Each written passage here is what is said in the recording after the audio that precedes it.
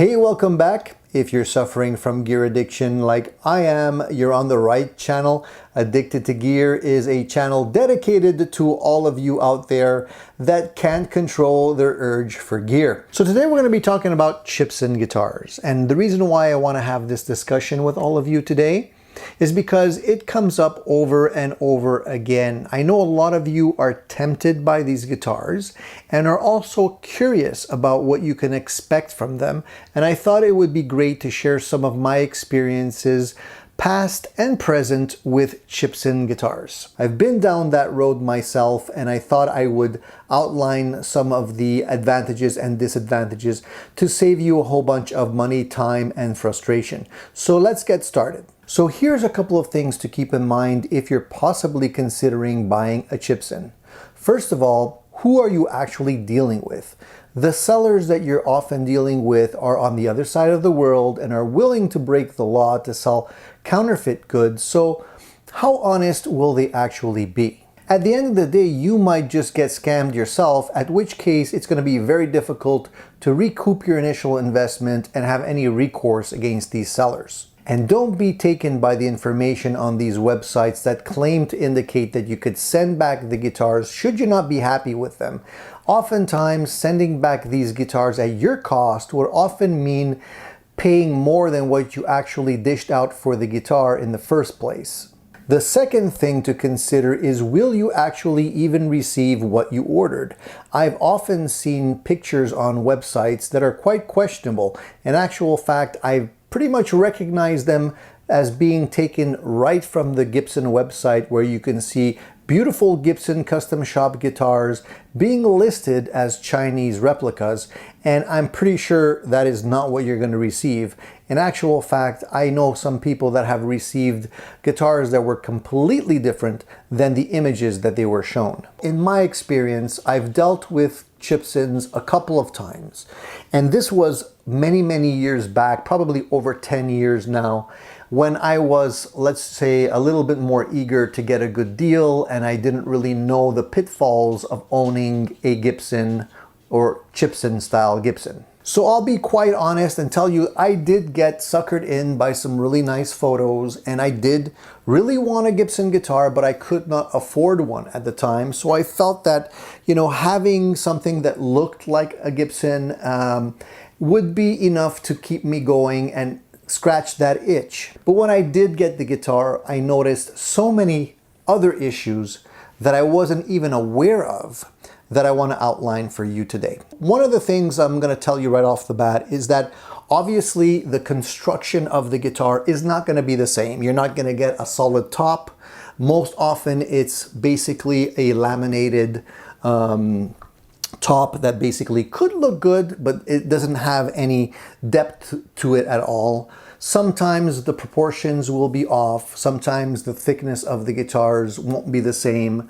The angle of the headstock will not be the same. Then if you're considering upgrading one of these guitars, maybe slapping in some new pickups and some new pots and wiring to get it up to snuff, maybe new tuners, the money you're going to be putting into the guitar, since you can't sell it, you're not going to be able to actually recoup any of your investment. So that being said, if you own a Chibson, you're basically stuck with it. You basically have to keep it. So if it's a guitar that is actually playable, you might be able to enjoy the money you put into the guitar long term and be able to get some enjoyment out of it.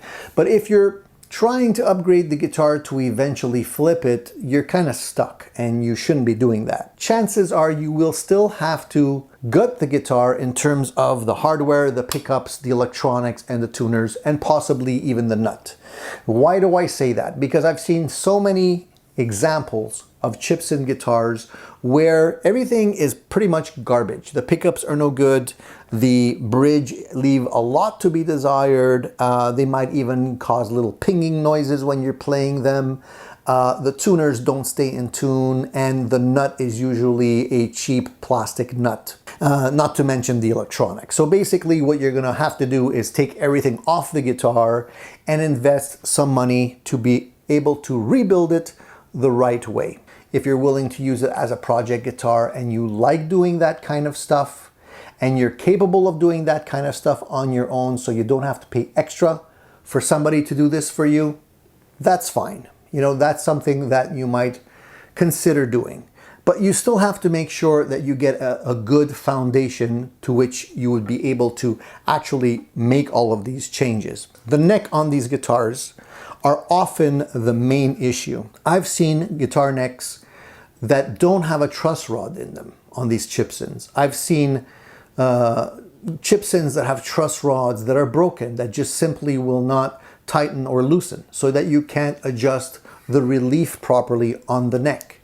I've seen necks that are warped, where they're actually curved. So if you sight down the neck, instead of being straight, it's actually twisted. That is something that is very difficult to fix and takes a lot of time and effort to do.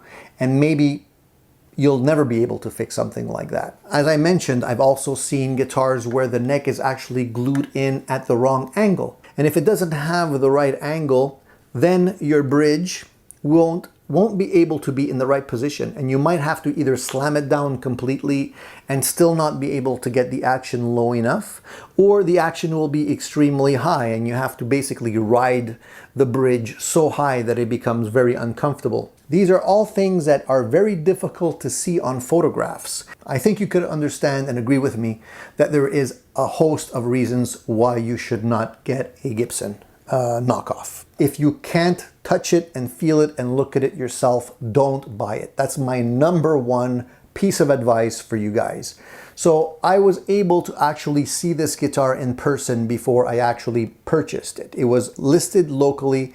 It was clearly indicated as being a Chibson, and the curiosity got the best of me because the price was extremely inexpensive, to the point where I wouldn't be able to buy even a bare bone kit for that kind of money that I would have to eventually finish myself and buy all the hardware for.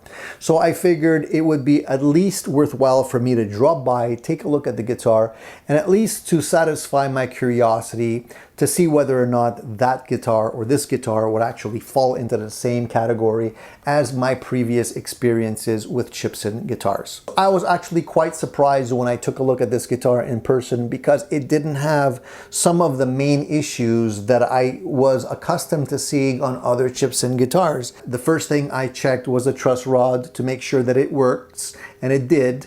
I tried the tuners and they held tunability quite decently. I'm not going to say they were the best, but they were holding tunability quite well. And the nut was a bone nut, which I haven't ever really seen on a Chibson.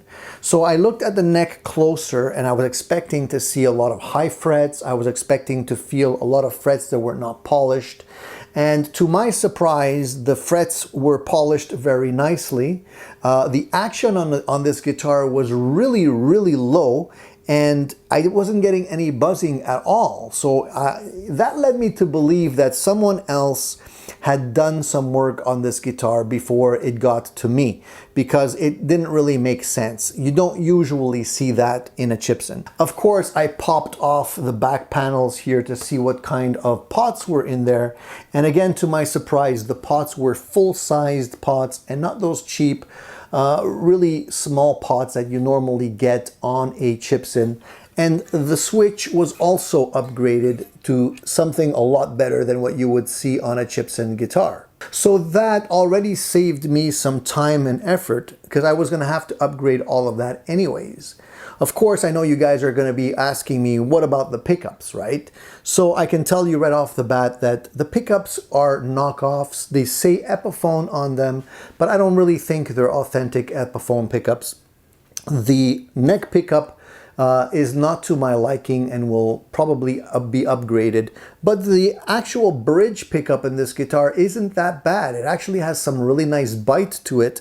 And other than not being wax potted and tending to squeal with a bit more gain, it actually sounds pretty good. I actually prefer pickups that are not wax potted in many cases, just because they seem to sound more open to me.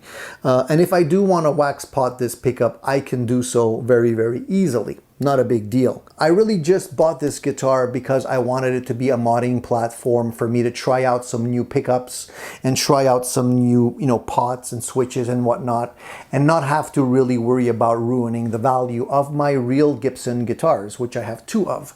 But that being said, I was actually like super surprised with this Chibson, and it really doesn't fit the mold. I mean, honestly, it is a standout find because I was not expecting to find something that would work and not be a piece of garbage, to be to be honest with you. The other thing I also noticed on this guitar is that it doesn't have a scarf joint, and that is something that you don't often see on Chibsons. A lot of the Chibsons do have a scarf joint. This one doesn't, for whatever reason. So that's kind of boggled my mind. I guess they're slowly changing the way they're putting these guitars together. Maybe this guitar came out of a different factory where they actually care a little bit more about the quality of the craftsmanship, but I can't say that this is going to be par for the course. The veneer that they've put on it has sort of a natural imperfection on both sides. It's actually a mirror of what's happening. So you have sort of a little natural wood variation here and here, which I actually liked because I felt that it kind of stands out, gave it a little bit more of a unique flair. And I was actually happy to see that the center line on the top was actually centered. Many times it's not, it's crooked or it's off to one side. So guys, I hope this video was a little bit of an eye-opener for any of you out there considering possibly buying a Chibson. I hope that it sort of shed some light into the challenges that you might actually be up against when you think you're buying something and it's a good deal. It might actually not be so much of a good deal at the end of the day, and you might be better off just putting your money aside, saving it up, and buying something else where you do have a warranty and you do have some leverage as a customer to go back to the person that you bought it from should you have any issues. So I'd love to hear what you guys think about all of this. I'm sure there's many of you out there that own Chibsons, and maybe some of you like them and think it's a great deal. Maybe some others think it's the worst thing that you've ever purchased.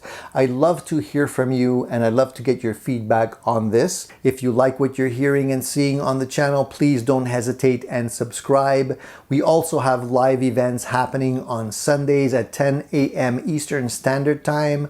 So please tune in to those so that you can ask your questions live and I'll be able to answer all of them for you. That's it for now, guys. Please stay tuned and keep rocking. There'll be more great stuff on Addicted to Gear.